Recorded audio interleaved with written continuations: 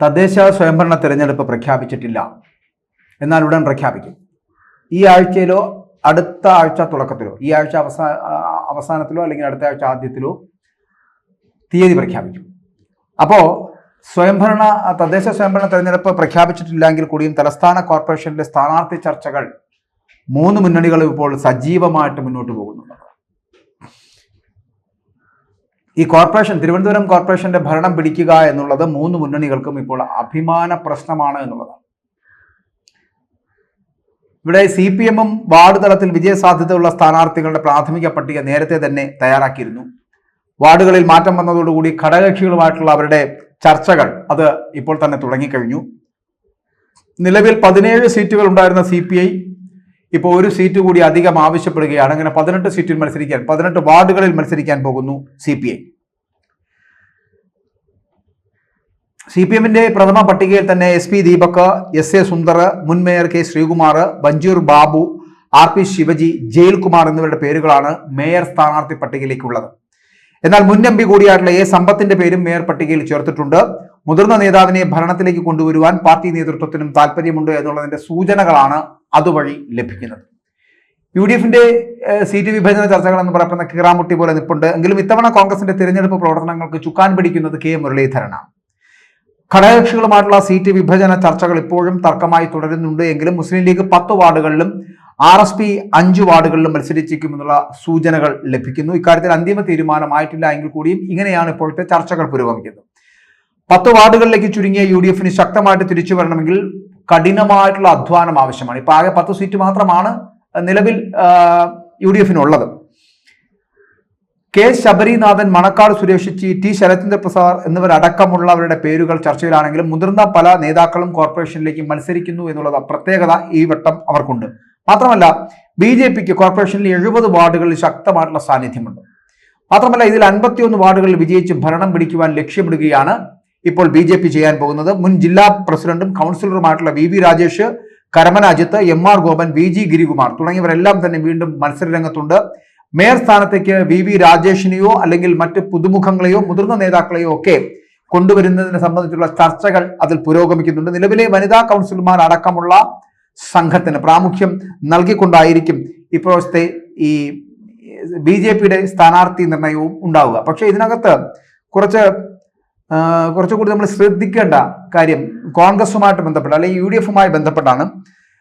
മുൻ MLA ആയിട്ടുള്ള K ശബരിനാഥനെ തദ്ദേശ തിരഞ്ഞെടുപ്പിൽ മത്സരിപ്പിക്കുക എന്നുണ്ട്. അങ്ങനെയാണെങ്കിൽ മത്സരിക്കുകയാണെങ്കിൽ തന്നെ K ശബരിനാഥനായിരിക്കും UDF-ന്റെ മേയർ സ്ഥാനാർത്ഥി എന്ന് പറയപ്പെടുന്നത്. ഇപ്പോ തിരുവനന്തപുരം കോർപ്പറേഷൻ കവടിയാറിലാണ് ശ്രീ K ശബരിനാഥൻ മത്സരിക്കാൻ പോകുന്നത്. കോർപ്പറേഷനിലെ മുഴുവൻ സ്ഥാനാർത്ഥികളുടെയും പട്ടിക അടുത്ത ദിവസങ്ങളിൽ തന്നെ അവർ പുറത്തുവിടും. തദ്ദേശ സ്വയംഭരണ തെരഞ്ഞെടുപ്പിൽ തിരുവനന്തപുരം കോർപ്പറേഷന്റെ തെരഞ്ഞെടുപ്പിന്റെ ചുമതല കൊടുത്തിരിക്കുന്നത് K മുരളീധരനാണ്. അദ്ദേഹം വളരെ കൃത്യമായിട്ടുള്ള സ്ഥാനാർത്ഥി നിർണയം പ്രഖ്യാപിക്കണം അല്ലെങ്കിൽ സ്ഥാനാർത്ഥി നിർണയം നടത്തിക്കഴിഞ്ഞു എന്നാണ് അറിയാൻ കഴിഞ്ഞത്. കോൺഗ്രസ് സ്ഥാനാർത്ഥികളെ തീരുമാനിച്ചു കഴിഞ്ഞു. തിരുവനന്തപുരം കോർപ്പറേഷൻ UDF പിടിക്കുവാനുള്ള സാധ്യതയുണ്ട് എന്ന് അവർ തന്നെ അവകാശവാദം ഉന്നയിക്കുന്നുണ്ട്.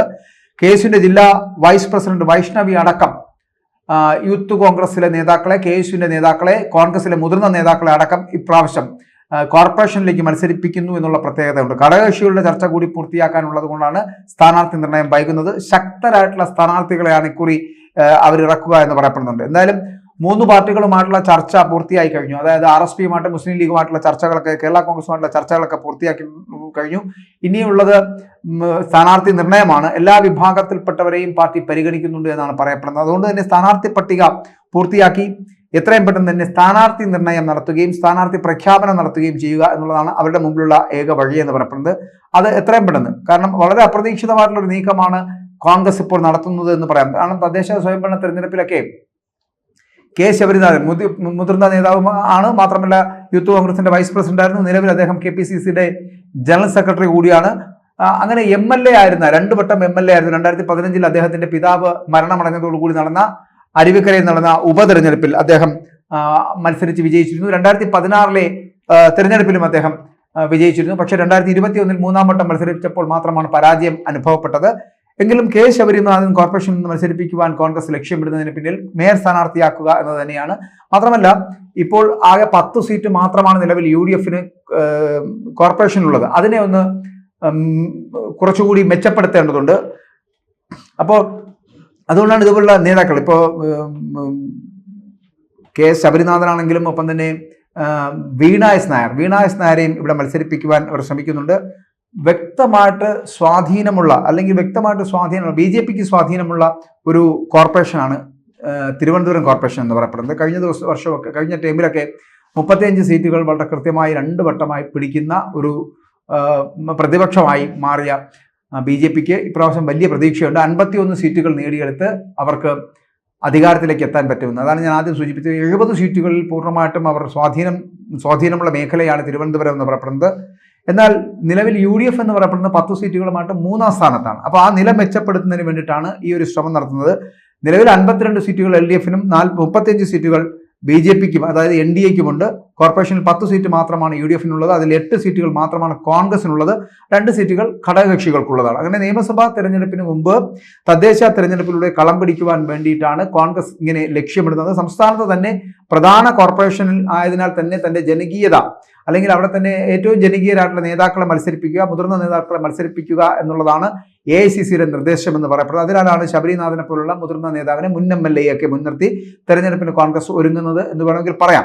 ശബരിയുടെ വാർഡായിട്ടുള്ള ശാസ്തമംഗലം വാർഡ് എന്ന് പറയപ്പെടുന്ന വനിതാ വാർഡായതിനാലാണ് തൊട്ടടുത്ത വാർഡായിട്ടുള്ള കവടിയാറിൽ നിന്നും ശബരിനാഥൻ ജനവിധി തേടുക എന്നുള്ളതാണ്. ഇനി ശബരിക്ക് പുറമെ KPCC ഭാരവാഹികളും KSU യൂത്ത് കോൺഗ്രസ് ഭാരവാഹികളും ഒക്കെ കോർപ്പറേഷനിൽ മത്സരിക്കുവാനുള്ള സാധ്യതയുണ്ട്. നഗരത്തിലെ യുവ വോട്ടർമാരുടെ പിന്തുണ, ആ യുവ വോട്ടർമാരുടെ പിന്തുണ തേടുക എന്ന ലക്ഷ്യത്തോടു കൂടിയാണ് മുൻ MLA കൂടിയായിട്ടുള്ള ശബരിനാഥന് ഇങ്ങനെ ഒരു അവസരം ലഭിച്ചിരിക്കുന്നത്. മാത്രമല്ല സോഷ്യൽ മീഡിയയിലൂടെയൊക്കെ വലിയ പിന്തുണ നേടാനായിട്ടുള്ള ഒരു വ്യക്തി കൂടിയാണ് ശബരിനാഥൻ എന്നുള്ളത്. അഴിമതിയുടെ കറ പുരളാത്ത കൃത്യമായ നിലപാടുകളുള്ള ഒരു നേതാവ് കൂടി തന്നെയാണ് KS ശബരിനാഥൻ. അത് മാത്രമല്ല, അപ്പോൾ ശബരിനാഥന്റെ ഈ സോഷ്യൽ മീഡിയ ഇടപാടുകളും യുവാക്കളിലെ സ്വാധീനമൊക്കെ വോട്ടാക്കി മാറ്റുക എന്നതാണ് കോൺഗ്രസ് ലക്ഷ്യമിടുന്നത് തന്നെ. മാത്രമല്ല, കഴിഞ്ഞ വർഷങ്ങളിലൊക്കെ LDF വിശിഷ്യ CPM അവർ നടത്തിയ പരീക്ഷണം ആവർത്തിക്കുക കൂടിയാണ് ഇപ്പോൾ ഇതിലൂടെ കോൺഗ്രസ് ചെയ്യുന്നത്. കാരണം കഴിഞ്ഞ വർഷം നമുക്കറിയാം VK പ്രശാന്ത്, ആര്യ രാജേന്ദ്രൻ തുടങ്ങിയ ചെറുപ്പക്കാരെ വെച്ചുകൊണ്ടാണ് ഈ CPM ഒരു പുതിയ ഗെയിം പ്ലാൻ ചെയ്തിരുന്നത്. അത് കുറച്ച് വർഷങ്ങളായിട്ട് CPM നഗരസഭ പിടിച്ചെടുത്തത് പോലും അങ്ങനെയാണ്. അപ്പോൾ ഭരണം നടത്തുന്നതും അങ്ങനെ തന്നെ. അതിനാൽ പുതിയ മുഖങ്ങളെയും സ്വീകാര്യരായ നേതാക്കളെയും ഒക്കെ വെച്ച് വോട്ട് ഉറപ്പിക്കുക എന്നതാണ് കോൺഗ്രസും ലക്ഷ്യമിടുന്നത്. അതുകൊണ്ടാണ് പുതിയ നേതാക്കളെ കൊണ്ടുവരുന്നു. കാരണം നിയമസഭയിൽ മാത്രം അല്ലെങ്കിൽ പാർലമെന്റിൽ മാത്രം മത്സരിപ്പിക്കുന്ന സമീപനം ഈ പുതുമുഖങ്ങൾ അല്ലെങ്കിൽ മുതിർന്ന നേതാക്കൾ എന്നിവരിൽ നിന്ന് മാറ്റി അവരെ തദ്ദേശ സ്വയംഭരണ തെരഞ്ഞെടുപ്പുകളിലേക്ക് കൊണ്ടുവരിക, കോർപ്പറേഷനിൽ മത്സരിക്കുക, ജില്ലാ പഞ്ചായത്തുകൾ മത്സരിക്കുക, പഞ്ചായത്തുകൾ മത്സരിപ്പിക്കുക എന്ന ലക്ഷ്യത്തോടു കൂടി എത്തുന്നത്. യുവാക്കൾക്കും വനിതകൾക്കുമൊക്കെ പരമാവധി സീറ്റ് കോൺഗ്രസ് വീതിച്ചു നൽകാൻ പോകുന്നു എന്നുള്ളതാണ് ഏറ്റവും വലിയ പ്രത്യേകത. മണ്ഡലം പ്രസിഡന്റുമാർ അടക്കമുള്ള പരിചയസമ്പന്നരെ കൂടി ഇതിനകത്ത് പരിഗണിക്കുന്നുണ്ട് എന്നുള്ളതാണ്. വീണ എസ് നായർ, ഞാൻ ആദ്യം സൂചിപ്പിച്ചത് വീണ എസ് നായർ, പിന്നൊന്ന് MS സനൽകുമാർ, പിന്നൊന്ന് GV ഹരി എന്നിവരൊക്കെ മത്സരരംഗത്ത് ഉണ്ടായേക്കും. തർക്കമില്ലാത്ത 50ഓളം വാർഡുകളിൽ സ്ഥാനാർത്ഥികളെ സംബന്ധിച്ച് തീരുമാനമായിട്ടുണ്ട് ഇപ്പോൾ തന്നെ. എന്നാൽ ഇനിയുള്ള 50 വാർഡുകളിൽ കൂടി സ്ഥാനാർത്ഥി നിർണയം പൂർത്തിയാക്കേണ്ടതുണ്ട്. അത് ഈ ആഴ്ച തന്നെ, ഈ 2 ദിവസത്തിനുള്ളിൽ തന്നെ UDF പൂർത്തിയാക്കുമെന്നാണ് K മുരളീധരൻ പറയുന്നത്. കാരണം മുരളീധരനാണ് ഇപ്പോൾ തിരുവനന്തപുരം കോർപ്പറേഷൻ അല്ലെങ്കിൽ തിരുവനന്തപുരത്തിന്റെ ചുമതല നൽകിയിരിക്കുന്ന അദ്ദേഹത്തിനാണ്. മുൻ സ്പീക്കറും മുതിർന്ന കോൺഗ്രസ് നേതാവായിരുന്ന G കാർത്തികേയന്റെ മകൻ ആണ് ശബരിനാഥ് എന്ന് എല്ലാവർക്കും അറിയാവുന്നതാണ്. അതുപോലെ തന്നെ കാർത്തികേയന്റെ നിര്യാണത്തെ തുടർന്ന് ഞാൻ ആദ്യം സൂചിപ്പിച്ച പോലെ 2015 അദ്ദേഹം അരുവിക്കര നിയോജക മണ്ഡലത്തിൽ നിന്ന് മത്സരിച്ച് വിജയിച്ചു. ഏകദേശം 11,128 വോട്ടുകൾക്ക് CPMന്റെ കരുത്തരായ സ്ഥാനാർത്ഥിയായിട്ടുള്ള M വിജയകുമാറിനെയാണ് അവിടെ പരാജയപ്പെടുത്തിയത്. 2016 വിജയം ആവർത്തിക്കുവാൻ ശബരിനാഥിന് കഴിഞ്ഞു എന്നുള്ള ഒരു പ്രത്യേകതയുണ്ട്. 2021 പരാജയപ്പെട്ടു. പക്ഷേ ഇപ്പോൾ ഈ അപ്രതീക്ഷിതമായിട്ടുള്ളൊരു നീക്കം എന്ന് പറയപ്പെടുന്നത് ചിലപ്പോൾ വളരെ കരുതലോടുകൂടി നടത്തുന്ന ഒരു നീക്കമാണ് UDFന്റെ ഭാഗത്തു നിന്നുണ്ടാകുന്നത്. കോൺഗ്രസിന്റെ ഇത്തരത്തിലുള്ള പരിചിതമായിട്ടുള്ള മുഖങ്ങൾ, കാരണം പ്രാദേശിക അടിസ്ഥാനത്തിലുള്ള തെരഞ്ഞെടുപ്പുകളാകുമ്പോൾ ആ വാർഡുകളിലുള്ളവർ അല്ലെങ്കിൽ ആ വാർഡുമായിട്ട് ബന്ധപ്പെട്ടവർ അവരെയാണ് കഴിഞ്ഞ കാലങ്ങളിലൊക്കെ ഏത് പാർട്ടിയും, അത് CPM ആണെങ്കിലും BJP ആണെങ്കിലും കോൺഗ്രസ് ആണെങ്കിലും ഒക്കെ നിശ്ചയിക്കാറുള്ളത്. പക്ഷേ കഴിഞ്ഞ 2015 മുതൽ CPM സ്വീകരിക്കുന്ന പുതുതലമുറയെ കൊണ്ട് നിർത്തി മത്സരിപ്പിക്കുന്ന ഒരു സാഹചര്യം ഉണ്ടായിരുന്നു. അങ്ങനത്തെ ഒരു രീതിയിലേക്ക് ഗെയിം പ്ലാൻ ചേഞ്ച് ഓവർ ചെയ്യപ്പെടുകയാണ് ഇവിടെ UDFും ചെയ്യുന്നത്. അതുകൊണ്ടാണ് ശബരിനാഥനെ പോലുള്ള നേതാക്കളെ കൊണ്ടുവരുന്നു, ശരത്ചന്ദ്ര പ്രസാദിനെ പോലുള്ള നേതാക്കളെ കൊണ്ടുവരുന്നു, വീണ എസ് നായരെ വഴുതക്കാട് നിയോജക മണ്ഡലത്തിൽ നിർത്തിയാണ് മത്സരിപ്പിക്കാൻ ശ്രമിക്കുന്നത്. അങ്ങനെ നിരവധി പുതുമുഖങ്ങൾ അടക്കം അല്ലെങ്കിൽ നിയമസഭയിൽ മത്സരിച്ചവർ അടക്കം ഈ വട്ടം തദ്ദേശ സ്വയംഭരണ സ്ഥാപനങ്ങളിലേക്കുള്ള തെരഞ്ഞെടുപ്പിൽ മത്സരിക്കുന്നു, കോർപ്പറേഷനുകളിൽ മത്സരിക്കുന്നു എന്നുള്ളൊരു പ്രത്യേകത കൂടിയുണ്ട്. അങ്ങനെ വീണ എസ് നായരും KS ശബരിനാഥനും ഒക്കെ പുതുമുഖങ്ങളായിട്ട് എത്തുമ്പോഴും പരാജയപ്പെടുകയോ വിജയിക്കുകയോ എന്നുള്ളത് രണ്ടാമത്തെ കാര്യം. ഇനി അഥവാ പരാജയപ്പെട്ടാൽ പോലും ഇവർ ചിലപ്പോൾ നിയമസഭകളിലേക്ക് മത്സരിക്കുവാനുള്ള സാധ്യതയുണ്ട്. മാത്രമല്ല, കെ മുരളീധരന് തിരുവനന്തപുരത്തിന്റെ ചാർജ് നൽകുക, അല്ലെങ്കിൽ അദ്ദേഹത്തിന് ഇവിടുത്തെ ചുമതല നൽകുക എന്ന് വെച്ചാൽ അതിലൂടെ ലക്ഷ്യമിടുന്നതും വട്ടിയൂർക്കാവ് നിയോജക മണ്ഡലത്തിന്റെ സാധ്യതകൾ ഉപയോഗപ്പെടുത്തുക എന്നുള്ളതാണ്. വട്ടിയൂർക്കാവ് നിയോജക മണ്ഡലത്തിൽ 2026 നിയമസഭാ തെരഞ്ഞെടുപ്പിൽ മത്സരിക്കാൻ പോകുന്നതും കെ മുരളീധരനായിരിക്കും എന്നുള്ള സൂചനകളാണ് ഇതിലൂടെ നൽകുന്നത്. അങ്ങനെയാണെങ്കിൽ കെ മുരളീധരന് ഇപ്പോൾ തന്നെ അദ്ദേഹത്തിന്റെ വർക്ക് പൂർത്തിയാക്കാൻ കഴിയും. സ്ഥാനാർത്ഥി നിർണയം നടന്നില്ലെങ്കിൽ കൂടിയും വട്ടിയൂർക്കാവ് നിയോജക മണ്ഡലത്തിൽ അദ്ദേഹത്തിന്റെ സാന്നിധ്യം അറിയിക്കുവാൻ കഴിയും. തിരുവനന്തപുരത്ത് അദ്ദേഹത്തിന്റെ സാന്നിധ്യം അറിയിക്കാൻ കഴിയും. നിയമസഭാ തെരഞ്ഞെടുപ്പിൽ മത്സരിക്കുവാനുള്ള വലിയ പാതയാണ് അതിലൂടെ അദ്ദേഹം വെട്ടി തുറക്കുന്നത്. അതുകൊണ്ട് തന്നെ തിരുവനന്തപുരത്തിന്റെ കോർപ്പറേഷന്റെയും ജില്ലാ പഞ്ചായത്തുകളുടെയും ഒക്കെ ചുമതലകൾ തിരുവനന്തപുരം ജില്ലയിൽ ശ്രീ കെ മുരളീധരന് ലഭിക്കുന്നതും അദ്ദേഹം അതിലൂടെ UDFനെ ശക്തമായ നിലയിലേക്ക് കൊണ്ടുവരാനുള്ള ശ്രമം നടത്തുന്നതും ശ്ലാഘനീയമാണ്. പക്ഷെ അതൊക്കെ എത്രത്തോളം പ്രാവർത്തികമാകും എന്നറിയാൻ കഴിയില്ല. കാരണം ഞാൻ ആദ്യം സൂചിപ്പിച്ച പോലെ CPMന് കരുത്തുറ്റ മണ്ഡലം, അല്ലെങ്കിൽ കരുത്തുറ്റ നേട്ടമുണ്ടാക്കാൻ കഴിയുന്ന ഒരു ഇടമാണ് തിരുവനന്തപുരം നഗരസഭ എന്ന് പറയപ്പെടുന്നത്. ഒപ്പം BJPയുടെ സാന്നിധ്യത്തെ തള്ളിക്കളയാൻ കഴിയില്ല. എത്രയൊക്കെ ആരൊക്കെ എന്ത് പറഞ്ഞിരുന്നാലും BJP ഈ 35 സീറ്റ് വിട്ടുകൊടുക്കൽ എന്നുള്ളത് നടക്കില്ല. പക്ഷെ അവരെ പിടിച്ചുകെട്ടുക അസാധ്യമാണ്. അങ്ങനെ വരുമ്പോൾ UDFന്റെ പുതുമുഖങ്ങളല്ല, പഴയ മുഖങ്ങളല്ല, ഇനി എത്ര മുതിർന്ന നേതാക്കൾ വന്നാൽ പോലും ഇവർക്ക് ഒരു 20 സീറ്റെങ്കിലും പിടിച്ചെടുക്കാൻ കഴിയുമോ എന്നതിനെ കുറിച്ച് ആശങ്കയുണ്ട് എന്ന് പറയാതിരിക്കാൻ കഴിയില്ല.